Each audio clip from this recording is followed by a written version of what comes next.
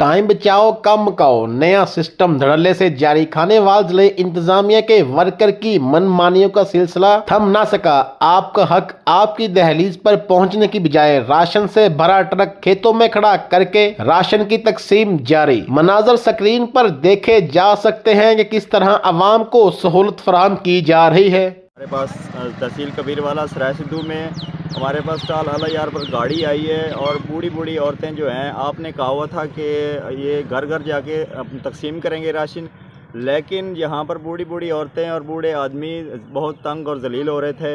यहाँ पर अपना कार्ड उन्होंने ले लिए हैं, स्किन कर लिए हैं और कार्ड लेके स्किन करवा के और उसके बाद हमें ना बच्चों को कार्ड दिए हैं। अपना छोटी छोटी बच्चियाँ आई हैं और जो माएँ आए हैं उनकी भी कार्ड लेके साथ चले गए हैं और गाड़ी जो है सराय सिद्धू